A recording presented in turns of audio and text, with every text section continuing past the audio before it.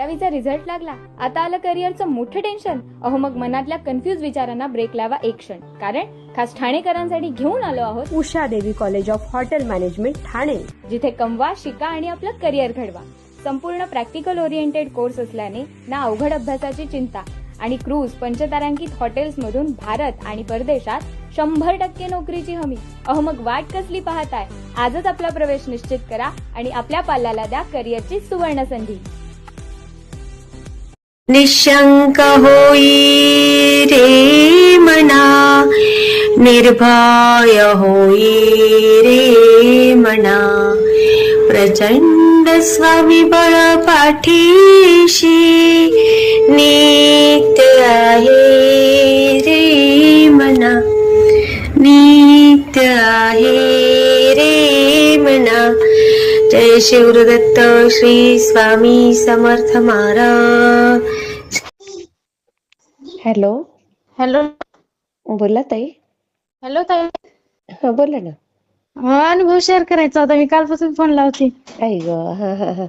काय नाव ताई तुमचं? नाव नाही सांगत, मी पुण्यावरून बोलते. बरं बरं. काय अनुभव आला ताई? मी आणि माझं बाळ काय एकदा असंच, म्हणजे 2 वर्षाचा आहे माझा मुलगा. ते भाजी मंडईत गेलो होतो भाजीपाला आणण्यासाठी. मग ती भाजीपाला घेऊन आलो घरी आणि घरी येऊन बघतो तर काय माझ्या बाळाच्या पायात चैनच नाही. पैंजण?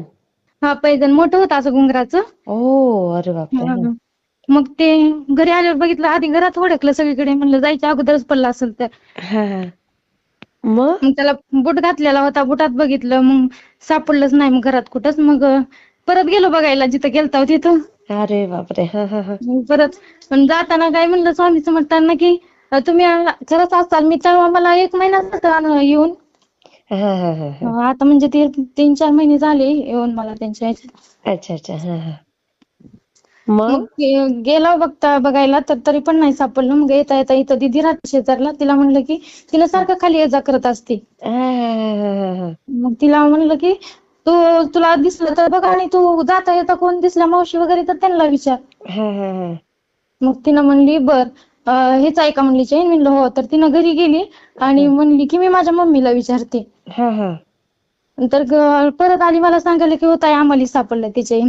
अरे वा. म्हणजे इमानदारीने कोणीतरी दिलं. दिलं ही लगेच. स्वामींची कृपा आहे ताई. लगेच स्वयंपाक वगैरे करता करता लगे आधी 11 वेळा तारक मंत्र म्हणला. अरे वा. आणि दुसरा अनुभव असा की तो माझा पहिलाच अनुभव होता. आणि दुसरा असा की हेच मुलगा खेळता खेळता सोफ्यावरून पडलं होतं. बाई गो. आणि त्याच्या कपाळावर असं का मोठं टिंगूळ आलं होतं, पण वाटलं की जाईल ते टिंगूळ.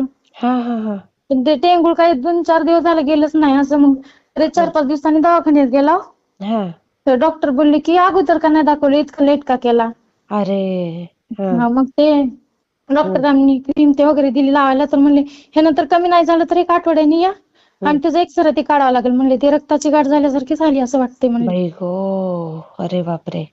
मग परत घरी येऊन लावलं, ते लावायला चालू केलं. म्हणलं की मी 11 दिवसाचं पारायण करेन आणि 11 दिवस 11 वेळा तारक मंत्र आणि 11 वेळा जप करेन. मग त्याच गेला होते टेंगूळ. अरे वा. बघा. ते आता मला चालू करायचंय पारायण.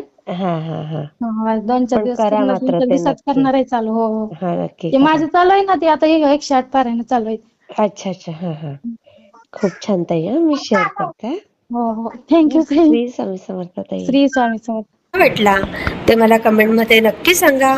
आणि व्हिडिओ आवडला असेल तर लाईक, शेअर आणि सबस्क्राईब करायला विसरू नका.